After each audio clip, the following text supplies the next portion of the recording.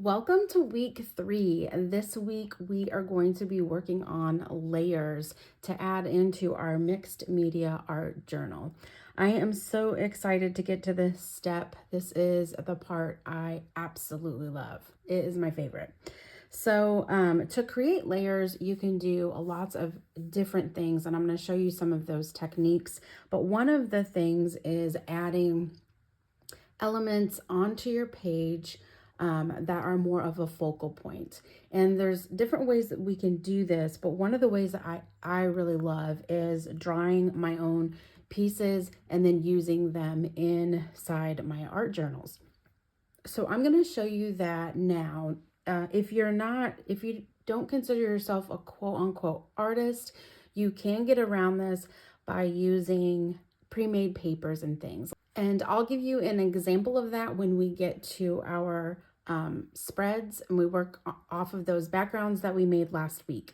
If you did miss last week and you want to go check out those backgrounds, I would definitely suggest that you do that if you want to work along with me, which I highly encourage you to do so that you can create some of these fun backgrounds and layers and mixed media art pages within your art journal. This week, as I do the layers, feel free to skip ahead. I have added chapters, and as you can see, after we finish the layers, we will be adding the final touches, which will be in the next video. Okay, so this is an old book that I picked up at an antique store. It has a lot of numeric tables inside, which I thought would create such a cool background for some of my illustrations for my art journal. So here I have a number 12 micron pigment pen. What that means is it's very thick. The nib is very thick. So in comparison to a 3, for example, the 3 nib is quite small. So when you put them together, you can see that it is a significantly larger nib. I'm doing that so that you guys can really see the lines that I'm using. I want to work on a floral element, and when I work on floral elements, I oftentimes will look at Pinterest or other inspirations to kind of look at those floral elements and see how I can draw them.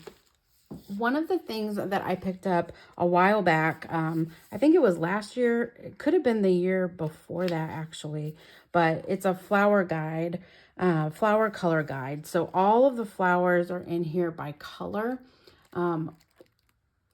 which is nice. So I know that like if I want a pink, then I can go to the pinks.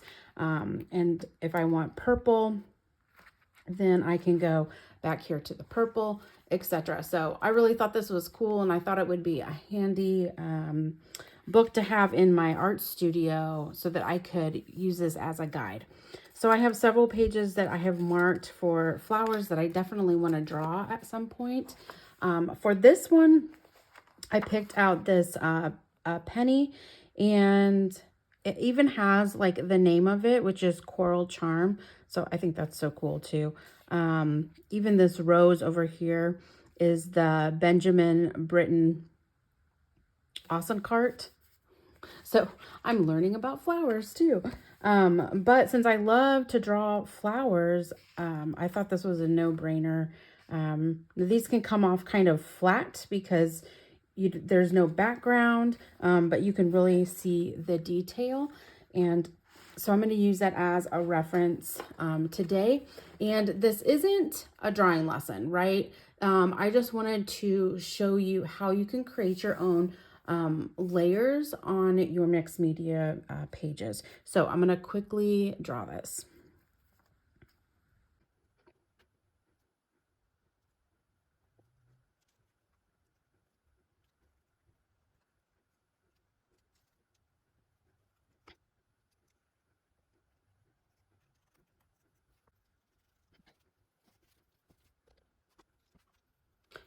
Okay, so here you can see I added some watercolor to this. And so from this point, I'm just going to consider this done. So now that I have this piece, I'm gonna grab my art journal. I'm gonna open it up to the spread that we had worked on, the first spread that we had worked on last week, and we created this fun background with watercolor and some torn paper and tissue paper down at the bottom. Again, if you wanna go check out the first layer and background, you can go check out that video first. So for the layering for this week, so the idea is that we're going to build up a second layer. And so I have created this element to put into my piece. If you don't feel like you want to draw your own ephemera, you can get scrapbook paper and use it as well. So to be fair, I'm going to use both so that you can see how both are applied as a layer. So I'm going to go in here. You can do this two different ways. You can come in and you can actually cut out a rose so that you have that, or you can also tear it.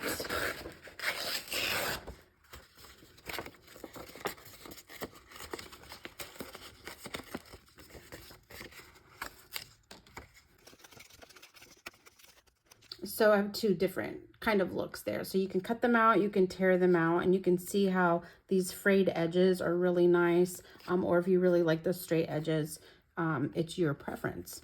So I'm gonna grab some of those. Okay, and so this way you can see that you can definitely grab some layering elements, or you can create your own layering elements. It's completely up to you. With this, I'm gonna do the same thing. I'm gonna tear this.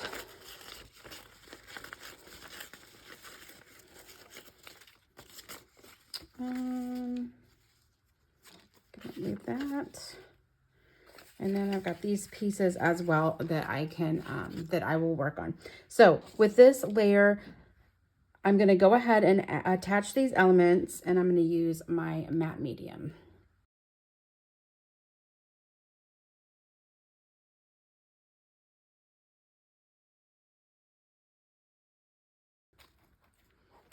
Now I have that, that layer down, but we're not done with layering. So with layering, I also like to add some acrylic paint, or you could come in with your acrylic inks or things like that at this point. So I'm going to show you a few of kind of my favorites. So this, I'll show you these two first. So these are Artist Loft. They're from Michaels. And this one is just, it's pretty much gone. It is the unbleached titanium, and I use it a lot, as you can see. So I did pick up a Liquitex unbleached titanium. So this is a new bottle. So I went ahead and picked up a new one of those. I also have a little bit left of the parchment Artist Loft, which is another color that I like to use when I'm working on a layer that I want to have like a lighter effect. I don't want it to be so dark. I want it to maintain and keep kind of that darker look. So I'm going to show you with, I'm going to pull out, since this one is empty, I probably need to throw that away. I'm going to pull out this one here, but I like the parchment and the titanium because they're really close to like this antique-y look, and I like that antique look if I'm working on a page that kind of has that look and feel. So just kind of keep that in mind. You can pick colors that are gonna kind of go with the theme of your spread that you have here. So I'm gonna literally use my finger here and just kind of blend this in.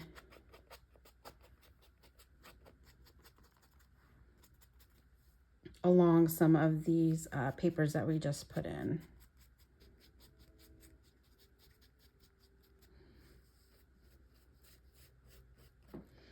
And what this does is it kind of softens the edges, if you think about it that way.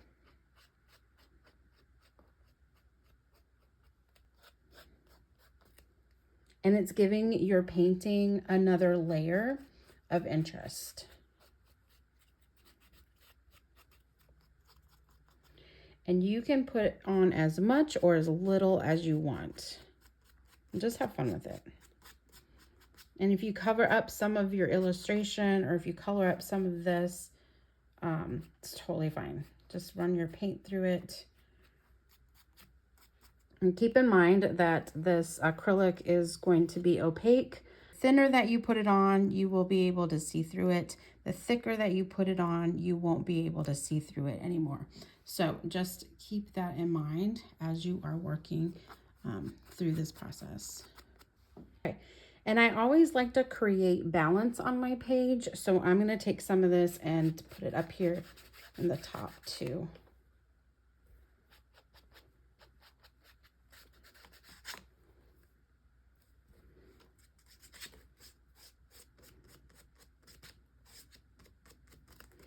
And I kind of feel oftentimes that, you know, the messier, the better. But it doesn't have to be that way. You can be a little, doesn't have to be that way. But the whole idea is just to have fun.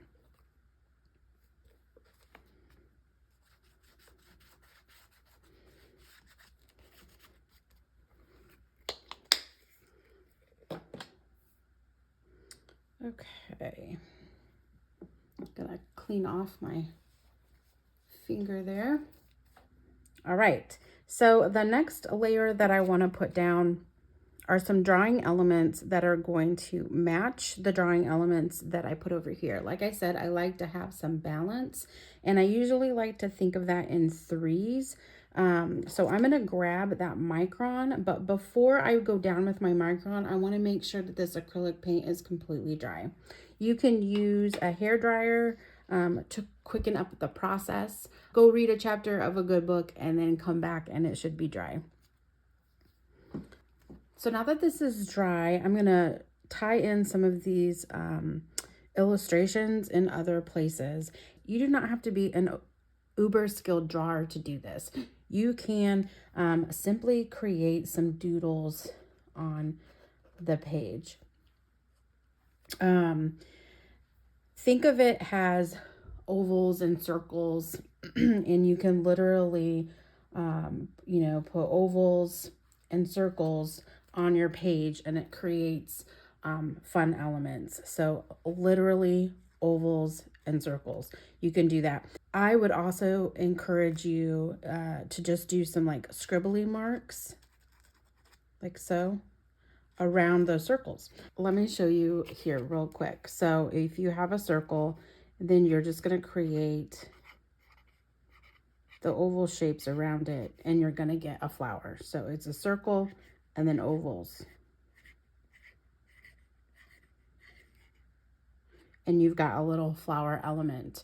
So that's a quick way that you can draw a flower. And then a petal is pretty much like you could do a rounded diamond shape, or a leaf can also be that as well. You can just create that a leaf. So again, you've got your circle, and then you create these diamond shapes.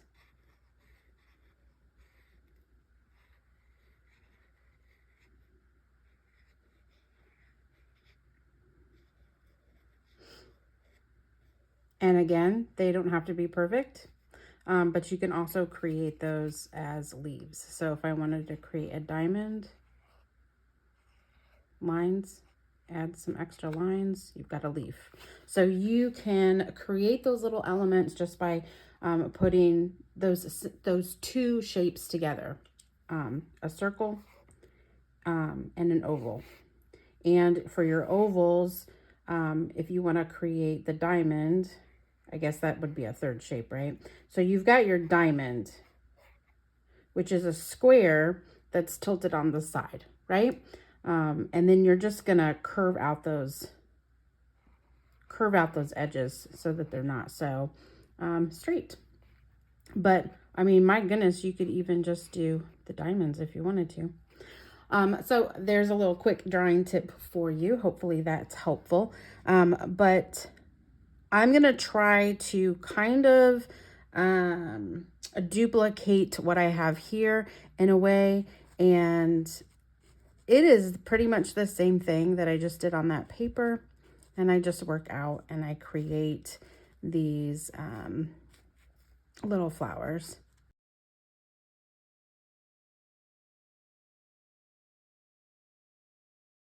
The last part of this is going to be adding that acrylic white gesso. So I'm going to put some of that onto a plate here. Actually, I'll pull this down so that you can see.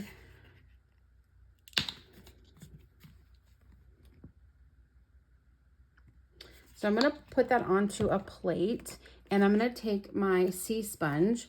I'm going to dip it in my gesso, and I'm going to put it around the edges of my page, my spread. So what this is going to do is it's going to leave those fun marks all the way around. It's going to cover things up, which is fine, totally fine. And when this dries, it will dry opaque in its places. So it will cover up some of these lines. It will cover up some of the numbers that we have here. But it's also creating some fun texture all the way around.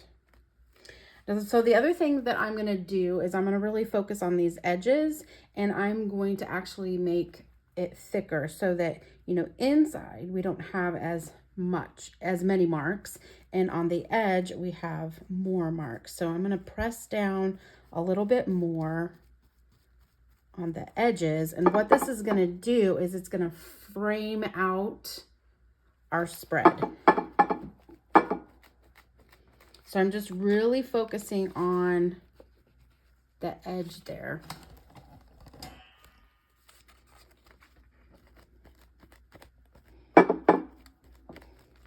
And almost completely covering up that edge. Okay, and so then the closer that you get into the center, then the less you're gonna press down. So out here, I use a lot of pressure, and then here I use very light, if any at all. So I still have the texture throughout the piece, but it's like heavier or thicker on the edges.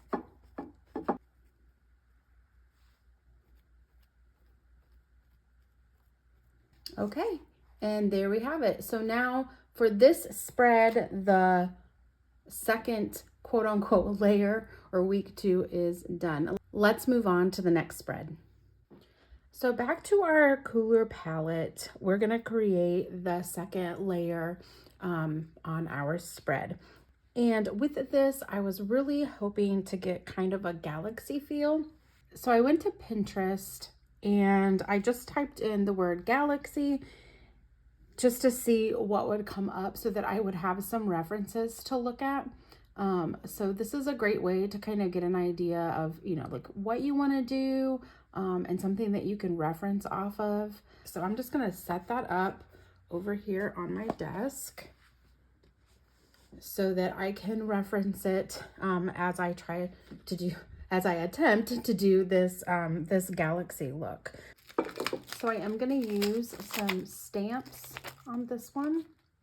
I have my distressed crayons that I'm going to use. I grabbed my larger Posca pen and a metallic gold paint marker. And then I'm also going to add some washi tapes in this layer. So I have these kind of galaxy looking washi tapes, so I thought they'd be great. And then also the gold ink and the high flow acrylic titanium white. I'd also like to include my mark making tools in this, incorporate them as well. So let's go ahead and work on our layering. I'm going to take my tuxedo black ink stamp or ink pad.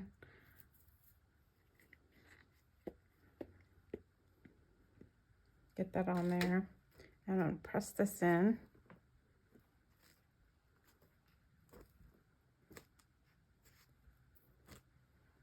Turn it around, get the other side.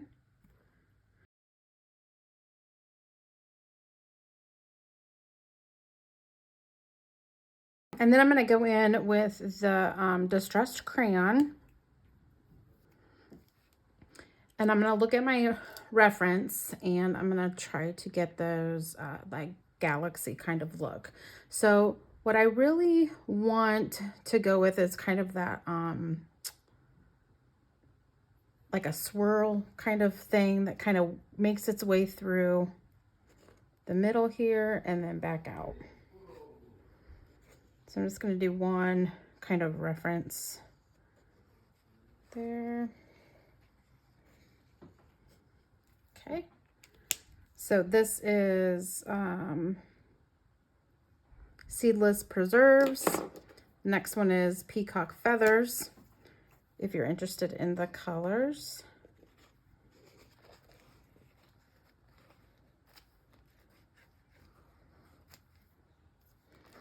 And it's really easy running these through your paper. You don't have to have any fancy skills for this. Just run your distressed crayon through. And I'm kind of wiggling it around, creating some effects. I think I'll bring a few down through here. I'm going to grab one of my detailed brushes and I'm going to go over those. And what this is going to do is it's going to activate that distressed crayon, right? Because they're water soluble.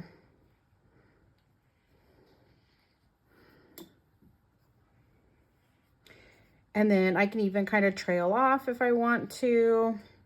So once I pick up that paint, I can kind of trail through, creating other lines. And I think I'm going to fade this one out. So part of that, you know, galaxy kind of look or feel has some parts that have like some blooms to it, some thicker or denser parts of the galaxy that kind of work through. And so it makes sense to kind of blend those so that you can get some of those, some of that feeling through here. I really like how that's coming through.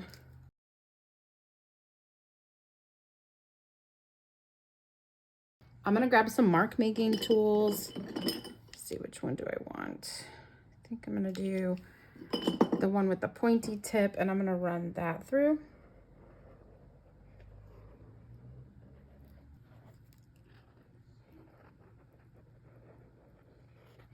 And I'm just kind of wiggling it back and forth through that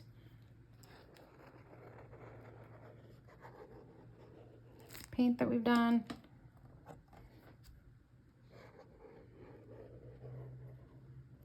Wow, those are some cool marks. Add a little bit more of this in here to make this middle part a little more dense. Dense just meaning it has more color in those areas.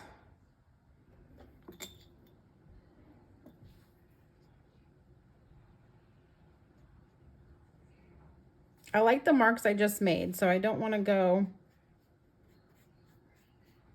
back over those. Now this stamp, I don't know if it's dry yet. I'm gonna go over it really. Yeah, it looks like it might be dry, but it might pick up some of that ink too. So just be careful for that. Oh, that's so pretty. I'm gonna add some over here too.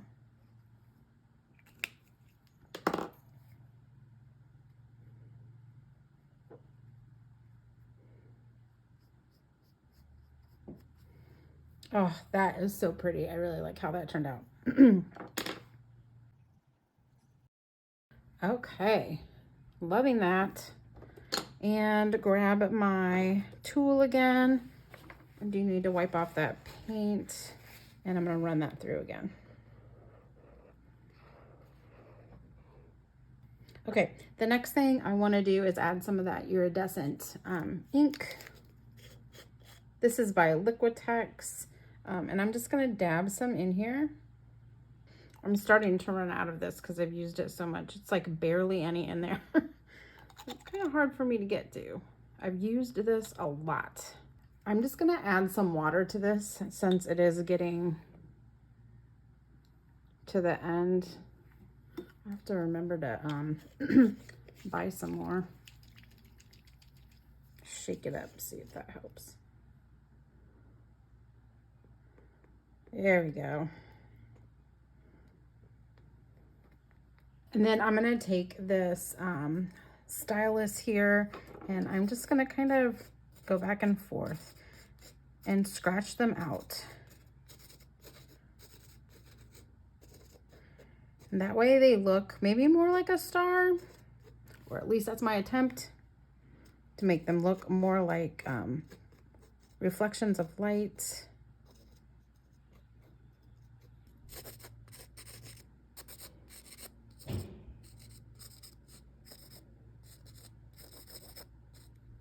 So fun. Oh my gosh.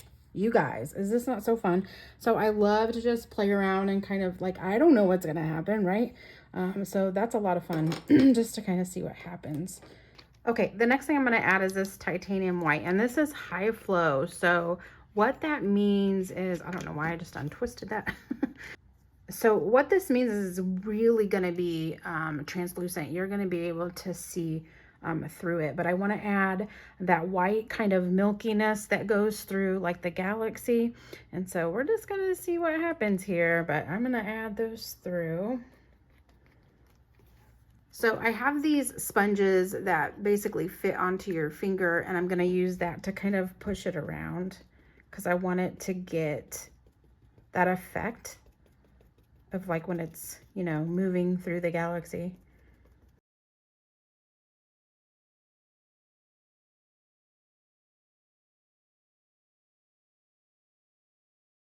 I definitely like that. I don't know about you. Let me know in the comments below what you think about this. Hopefully I'm getting it kind of sort of. The next thing I want to add are these washi tapes. They're going to be part of this layer. Okay, so I'm going to put the first one down here.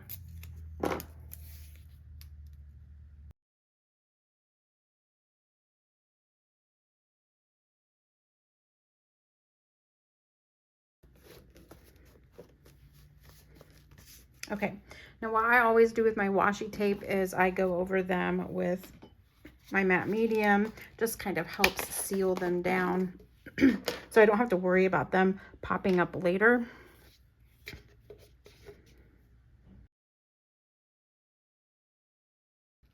And the last thing that I want to add is this metallic paint marker that is in gold, just to add some extra little things here and there. Ah, much better.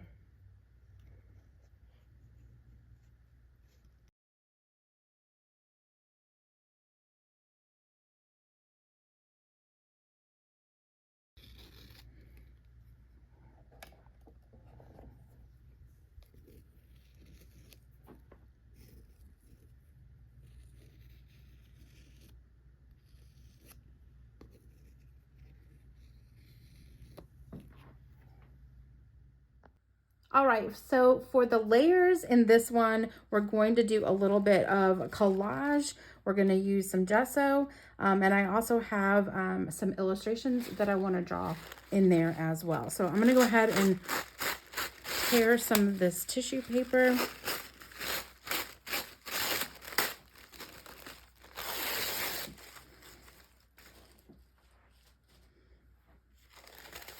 And we're going to add this down at the bottom, kind of like our ground space. And I want it to be layered up. And again, with the tissue paper, you can still see the words coming through, which is really nice. So let's go ahead and start with this larger piece here.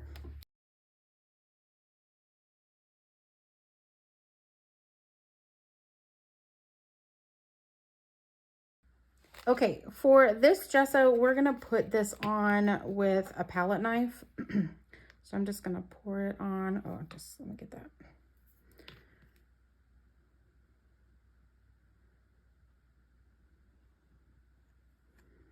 put that gesso, and I'm going to start from the middle and I'm going to work my way out.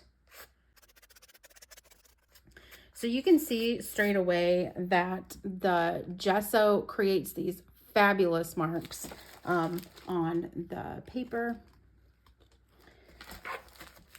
especially when using the palette knife. It just gives it this really, I don't know, it's just unique. You don't know what's going to happen until you pull the palette knife across the surface.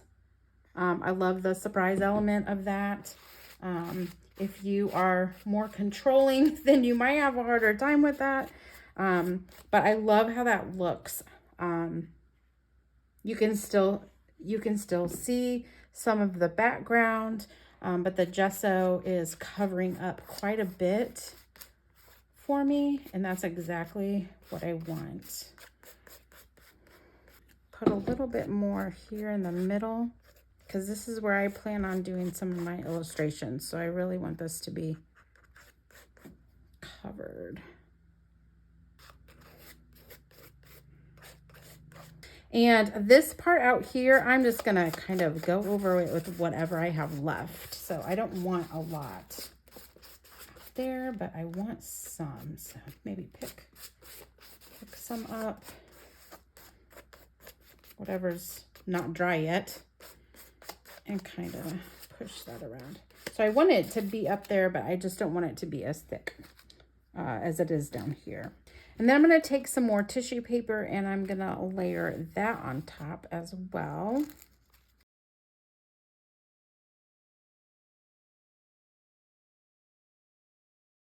For the next part of the layer, I'm going to use my Neo Color crayons. I'm going to grab the brown, the yellow, and the, I think it's ochre. Let me see. Yeah, it's ochre. And I'm going to create some lines in the background that are going to look like trees. So if there's something that you want to draw, I highly recommend these Neo Color crayons. And they're also water soluble, so you can react. They will react with water.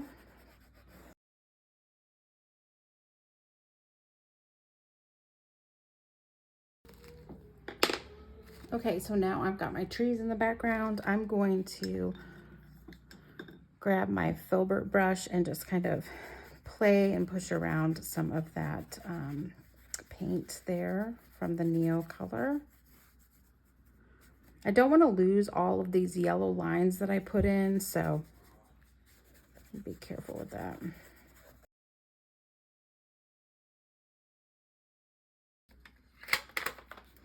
Okay, I'm going to grab the black crayon and I'm going to draw in some mushrooms.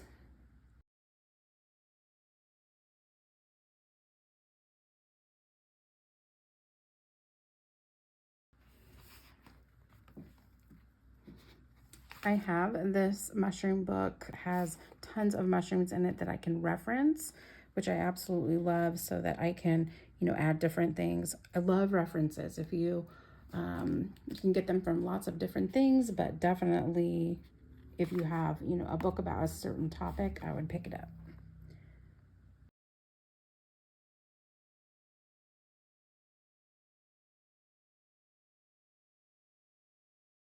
Here they are, split gill mushrooms. So that's what these are here. So I do want to make sure that I go around, get the white edges.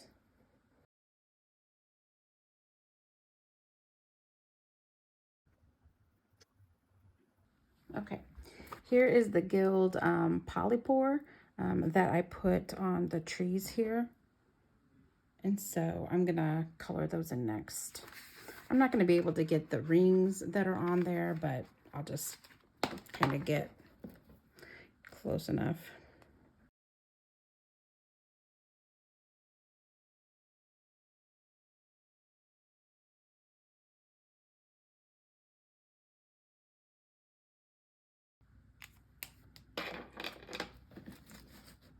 Okay, I'm finished with the layering. This was a lot of drawing in this layer, just to show you a different way that you can approach it if you want to add a layer of drawing.